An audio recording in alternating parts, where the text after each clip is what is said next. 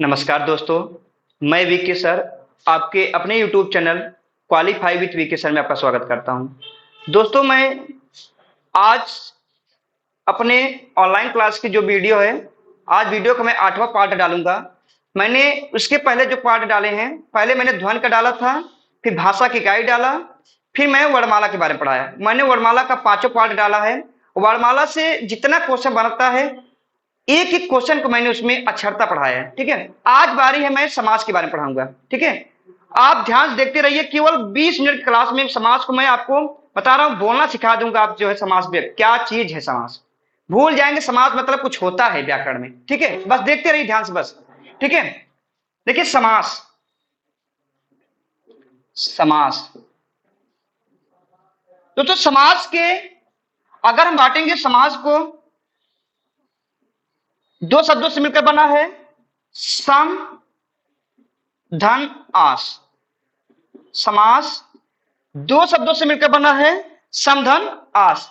सम का अर्थ होता है संक्षिप्त। सम का अर्थ होता है संक्षिप्त और आस का अर्थ होता है कथन, अर्थात संक्षिप्त कथन।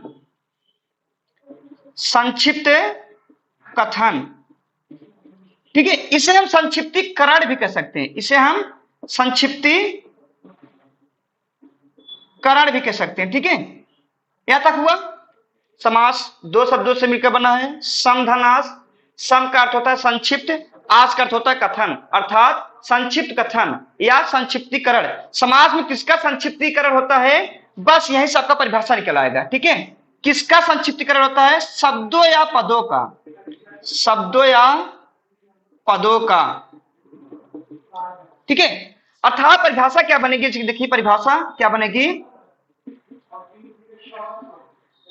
दो या दो से अधिक शब्दों या पदों के मेल को हम क्या कहते हैं, हम समास कहते हैं। मेल को या कहिए योग को। दो या दो से अधिक शब्दों या पदों के मेल को या योग को क्या कहते हैं, समास कहते हैं। ये हो गई समास की परिभाषा, हो गई समास का अर्थ हो गया। ठीक है, अब आगे देखिए समास का उल्टा क्या होता है। ध्यान दीजिए दोस्तों, समास का उल्टा क्या होता है, हमेशा विग्रह होता है। ठीक है, समास में विग्रह होता है और संधि में विच्छेद होता है। ठीक है, जैसे मैं संधि में किसका विच्छेद करता हूं, वर्णों का करता हूं, और समास में किसका करता हूं, शब्दों या पदों का। ठीक है, बस इतना जानते हैं, समास में इसका विग्रह होता है, समास का उल्टा विग्रह होता है, संधि का उल्टा विच्छेद होता है। ठीक है, हम समास के कैसे क्या क्या नाम है देख लीजिए। समास को हम संक्षिप्त कथन कहते हैं, एक नाम हो गया। ठीक है, दूसरा नाम इसे हम संश्लेषण भी कहते हैं। ठीक है, जैसे समास को जैसे मैं कहूंगा पीतांबर। पीतांबर हमारा क्या है, समास है, संश्लेषण है, संक्षिप्त कथन है। ठीक है, अब हम देखते हैं विग्रह। विग्रह किसे कहते हैं। ठीक है, जब दो या दो से अधिक शब्दों या पदों के अलग अलग करने की प्रक्रिया को, दो या दो से अधिक शब्दों या पदों को अलग अलग करने की प्रक्रिया को हम क्या कहते हैं, समास विग्रह कहते हैं। ठीक है, समास विग्रह को हम क्या कहते हैं, विश्लेषण। ठीक है, इसे हम विस्तार भी कहते हैं, विश्लेषण या विस्तार। ठीक है, जैसे कैसे विस्तार होता है देखिए। संक्षिप्त कैसे, मैंने पीतांबर को संक्षिप्त कर दिया नहीं। पीतांबर में कई पद है, जैसे कहेंगे देखिए पीला है जो अंबर। पीला है जो अंबर, तो मैंने इसका विग्रह किया कि नहीं। अब पीला है जो अंबर क्या है, इसका विग्रह है, विश्लेषण है, विस्तार है। अब मैं जब इसको, चार पद है देखिए, एक शब्द, दो शब्द, तीन, चार शब्द, जब मैं चारों शब्दों को मिलाकर एक कर दूंगा तो वही हमारा क्या होता है, संक्षिप्त कथन हो जाता है, समास हो जाता है, जैसे पीतांबर। ठीक है, यहां तक समझा कि नहीं, एक दो पॉइंट आपका यहां तक हो गया। ठीक है, अगले पॉइंट देखिए समास के पद। अगली पॉइंट बनेगी समास के पद की, समास के पद। ठीक है दोस्तों, समास के दो पद होते हैं। समास के दो पद होते हैं, एक होता है पूर्व पद और एक होता है उत्तर पद। ठीक है, एक होता है पूर्व पद या पहला पद, और दूसरा होता है हमारा उत्तर पद, ठीक है, या बाद का पद, ठीक है। ये चीज हो गया, समास के पद हो गए। आपको मैंने तीन चीजें बताई, समास का अर्थ, समास की परिभाषा, समास के पद व समास और विग्रह में अंतर, ठीक है। समास किसे कहते हैं और विग्रह किसे कहते हैं, इसको मैंने बता दिया, ठीक है। अब आती है अगले पॉइंट पर, हम देखते हैं समास के भेद। समास के भेद, देखिए जो आपके एग्जाम में पूछता हमेशा, समास के कितने भेद हैं, जब ऐसे कहेगा समास के कितने भेद हैं, तो समास के कितने भेद हैं, 6 भेद हैं, ठीक है। अगर कहेगा समास के कुल कितने भेद हैं, तब भी आप 6 लगाइएगा हमेशा, ठीक है। अब 6 भेद कौन कौन से जान लीजिए। अव्ययी भाव समास, दूसरा आपका है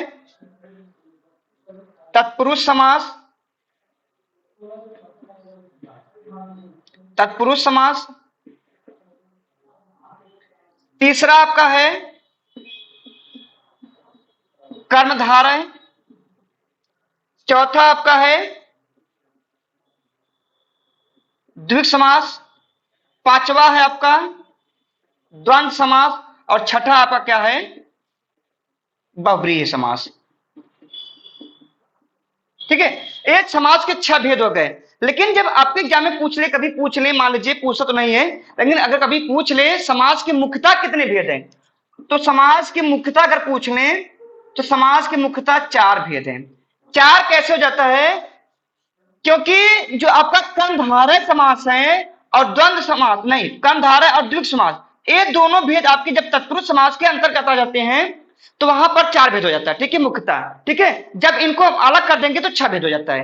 लेकिन आपके एग्जाम में हमेशा 6 भेद का पूछता है, समास कितने भेद हैं, समास के 6 भेद हैं। जब मुख्यतः लगा के पूछेंगे तब आप क्या लगा दीजिएगा हमेशा, ठीक है। अब देखिए आगे देखते हैं हम, यहां तक आपको समझ में आया कि नहीं।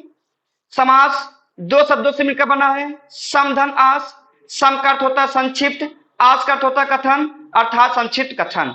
संक्षिप्त कथन को हम संक्षिप्तीकरण भी कह सकते हैं। और समास में किसका संक्षिप्तीकरण होता है, शब्दों या पदों का। अर्थात परिभाषा क्या बनेगी, 2 या 2 से अधिक शब्दों या पदों के योग को क्या कहते हैं, हम समास कहते हैं। समास के 2 पद होते हैं, पूर्व पद, उत्तर पद। जो हमारा पहला पद है उसे हम पूर्व पद कहते हैं, और बाद का पद क्या होता है, हमारा उत्तर पद होता है, ठीक है। फिर समास और विग्रह में मैंने आपको अंतर बताया। समास का उल्टा विग्रह होता है। समास को हम संक्षेप भी कहते हैं, ठीक है, संश्लेषण भी कहते हैं, संक्षिप्त कथन भी कहते हैं, ठीक है, जैसे पीताम्बर। फिर विग्रह, जब 2 या 2 से अधिक शब्दों या पदों को अलग अलग किया जाता है तो अलग अलग करने की प्रक्रिया हमारे क्या कहलाती है, समास विग्रह कहलाती है। और विग्रह को हम व्यास भी कहते हैं, विग्रह को हम विस्तार कहते हैं, विग्रह को हम विश्लेषण कहते हैं, ठीक है। जैसे पीला है जो अंबर, मैंने पीताम्बर को अलग अलग किया कि नहीं, जब मैंने अलग कर दिया तो विग्रह बन गया, और जब मैंने मिला दिया तो क्या बन गया, हमारा समास बन गया, ठीक है। यहां तक समझ में आया कि नहीं। फिर मैंने आपको बताया समास के 6 भेद होते हैं, कुल 6 भेद होते हैं। कभी एग्जाम में पूछे समास के मुख्यतः कितने भेद होते हैं, तो आपको आप बताएंगे कितना, 4 बताएंगे, क्योंकि जो आपका कर्मधारय समास है और द्विगु समास है वो तत्पुरुष समास के अंतर्गत आ जाता है, ठीक है। इतनी चीजें हो गई। अब आइए देखते हैं हम एक ही समास के बारे में गहन अध्ययन करते हैं। मैं कैसे, देखिए आपको कैसे पूरा समास पढ़ा देता हूं, देखते रहिए, बस आप ध्यान देते रहिए। बस समास के 6 भेद हैं, अगर 4 पूछ ले तो कर्मधारय समास और द्विग समास तत्पुरुष समास के अंतर्गत आ जाता है, ठीक है।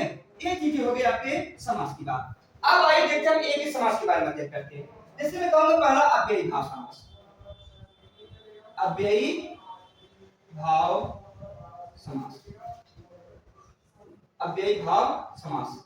देखिए परिभाषा क्या बनेगी, जिस समास का पूर्व पद, पूर्व पद मतलब होता है पहला पद, ठीक है। पूर्व पद क्या हो, प्रधान हो।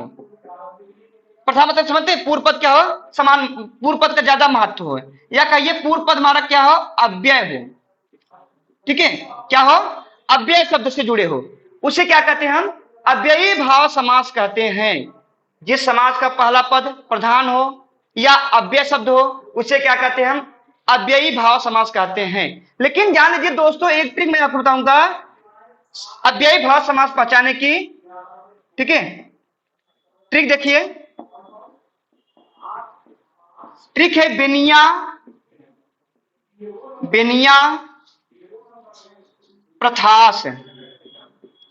ठीक है, मैंने आपको ये ट्रिक इसलिए बताया क्योंकि अव्ययी भाव समास की एक मुख्य विशेषता यह है कि अव्ययी भाव समास के जो भी उदाहरण होते हैं कुछ शब्दों से स्टार्ट होते हैं, वही हमको ध्यान देना है। ठीक है, बेनिया प्रथास मैंने आपको ट्रिक बता दिया। देखिए जैसे बे शब्द आ जाए पहला, फिर आपका आ जाए नी आ जाए, फिर आपका आ जाए आ, आपका आ जाए प्रा, था से यथा, फिर सा, और भी शब्द है दो चार ठो जो ट्रिक नहीं आ पाएगा, जैसे मैं बता दूं अनु, भर, हर। ठीक है, इन शब्दों से अव्ययी भाव समास की शुरुआत होती है। बस आप देख लीजिए किसी भी शब्द पहले आ गया आग लगा के लगा दीजिए, आग मूंद के। ठीक है, कि भैया अव्ययी भाव समास का उदाहरण है। ठीक है, जैसे बीच में उदाहरण बताऊंगा, जैसे बेकाम, ठीक है, बेडर, ठीक है, बेवजह, वो कि नहीं, जब शब्दों की शुरुआत बेस हो जाए अव्ययी भाव समास हो गया। दूसरा देखिए निडर, नि से स्टार्ट हो कि नहीं, निश्चय, हुआ कि नहीं, तो नि से शुरुआत हुई अव्ययी भाव समास हो गई। तीसरा देखिए आजन्म, आया, आचरण, ठीक है, आवरण, ठीक है, अव्ययी भाव समास हो गया। अगला देखिए प्रत्यक्ष, प्रतिदिन, प्रत्येक, अव्ययी भाव समास हो गया। ठीक है, फिर यथा देखिए यथाशक्ति, यथाशीघ्र, ठीक है, यथासंभव, यथा समय, अव्ययी भाव समास हो गया। स देखिए समक्ष, समकक्ष, ठीक है, अव्ययी भाव समास हो गया। यहां तक हुआ। अगला देखिए अनु से अनुग्रह, अनुरूप, ठीक है, अनुशासन, तो अव्ययी भाव हो गया। देखिए भर से भरपूर, भरपेट, अव्ययी भाव हो गया। हर्ष देखिए हर एक, हर दिन, ठीक है, अव्ययी भाव हो गया। समझा कि नहीं, एकदम जादूगर ट्रिक था कि नहीं। बेनिया प्रथास, जिस समास का पूर्व पद या पहला पद अव्यय हो या प्रधान हो उसे हम अव्ययी भाव समास कहते हैं। अव्ययी भाव समास को पहचानने के लिए कुछ शब्द होते हैं जिसको हम देखकर अव्ययी भाव समास का उदाहरण पहचान लेंगे। ठीक है, मैंने आपको ट्रिक बताया बेनिया प्रथास, बे से स्टार्ट हो, नी से, आ से, प्रा से, यथा से, सा से, अनु से, भर से और हर से, तो अव्ययी भाव समास का उदाहरण है। ठीक है, आगे नहीं समझे, आप जाके आप आंख मूंद के खूब प्रैक्टिस करिए किताब को उठाकर। ठीक है, देखिए कहां से गलती हो रहा है, कहीं से नहीं गलत होगा अव्ययी भाव समास। अब आइए दूसरा देखते हैं, दूसरा समास देखते हैं दोस्तों।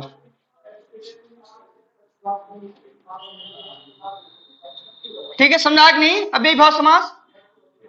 दूसरा हम देखेंगे दोस्तों, दूसरा देखेंगे हम द्विगु समास। द्विगु समास, ये वाला चैप्टर एकदम चवन्नी छाप है, एकदम ही सरल, इसमें कुछ पढ़ना है ही नहीं। देखिए बस ध्यान देना है कि जिस समास का पहला पद, ध्यान दीजिए, पहला पद क्या हो, पहला पद संख्यावाचक हो, संख्यावाचक हो, और उत्तर पद क्या हो हमारा, उत्तर पद प्रधान हो। ठीक है, हमेशा परिभाषा भी पूछती समास से दोस्तों। ठीक है, किस समास का उत्तर पद प्रधान है, किस समास के दोनों पद प्रधान है, किस समास का दोनों पद प्रधान नहीं है, ये भी बहुत पूछता है। ठीक है, तो द्विगु समास की परिभाषा क्या बनेगी, जिस समास का पहला पद संख्यावाचक हो और उत्तर पद क्या हो हमारा प्रधान हो, उसे हम द्विगु समास कहते हैं। लेकिन इतना खुश होने की जरूरत नहीं है इसमें अभी। ठीक है, क्योंकि जरूरी नहीं कि द्विगु संख्या देखते आप आंख मुंह लगा दीजिए द्विगु समास।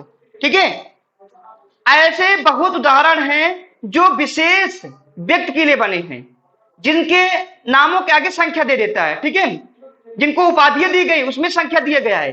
आप उस उदाहरण को नहीं छुएंगे, वह उदाहरण किसको जाएगा? बहुब्रीहि समास को जाएगा। बस आपको यह ध्यान देना है, ठीक है। ऐसे उदाहरण जो किसी विशेष व्यक्ति के लिए बने हो और उदाहरण की शुरुआत संख्या से हो, वहां पर बहुब्रीहि समास हो जाएगा। बस ये चीज ध्यान दे दी है, ठीक है। तो क्या होगा परिभाषा? जिस समास का पहला पद संख्यावाचक हो और उत्तर पद प्रधान हो, ध्यान दे कि दोनों पद, ठीक है, किसी तीसरे की ओर इशारा ना करती हो, ठीक है, किसी तीसरे की ओर इशारा ना करते हो, ठीक है। तो वहां पर क्या हो जाएगा? हमारा द्विग समास हो जाएगा। जैसे देखिए चौराहा, ठीक है, चौराहा मतलब चार राहों का समूह। अगर अर्थात लगाने से कोई तीसरा अर्थ आ जाता है तो बहुब्रीहि हो जाता है, नहीं तो नहीं होगा। चौराहा मतलब चार राहों का समूह, अर्थात क्या? अर्थात कोई विशेष निकल रहा है? नहीं ना।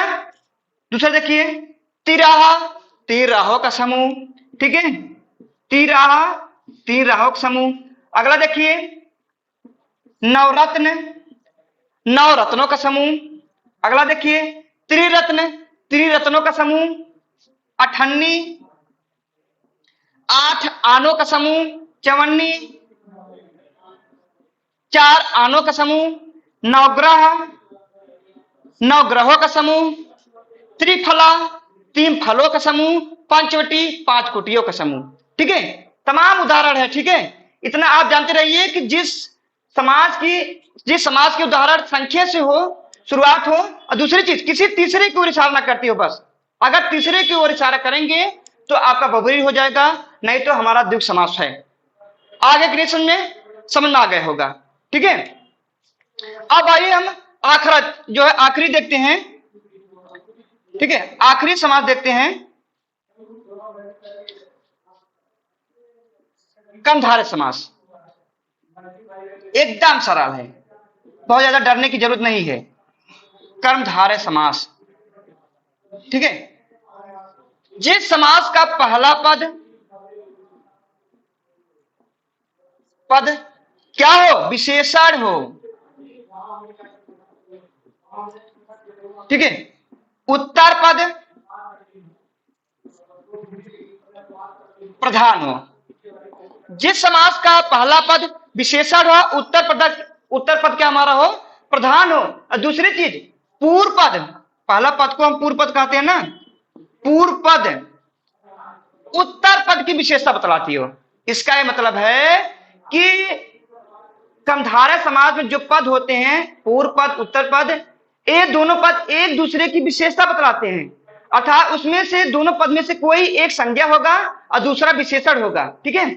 इसका मतलब है कि जो है संज्ञा की क्या बतलाई जाएगी? उसमें क्वालिटी दिखलाई जाएगी, संज्ञा कैसी है, ठीक है। मतलब किसी व्यक्ति का नाम भी हो सकता है, कुछ भी हो सकता है, लेकिन ध्यान दें कि उस चीज की क्या बताई जाएगी? क्वालिटी बतलाई जाएगी कि वह वस्तु कैसी है, अच्छा है, खराब है, कैसा है, ठीक है। तो अगर ऐसे उदाहरण आ जाए तो कर्मधारय समास होता है। अच्छा, विशेषण क्या होता है? जैसे किसी व्यक्ति की विशेषता बतला, जैसे मैं कहूंगा कोई व्यक्ति मोटा, पतला, ऊंचा, लंबा, चौड़ा, गोरा, काला, ठीक है, सुडौल, मजबूत, यही उसकी विशेषता होती है, ठीक है। जब कर्मधारय समास में किसी भी पद की विशेषता बतलाई जाए, या कहिए कर्मधारय समास की पहचानने की क्या ट्रिक होती है कि एक पद दूसरे पद की विशेषता बतलाता है, क्वालिटी दिखलाता है, ठीक है। जैसे मैं कहूंगा मृग नयन, मृग नयन।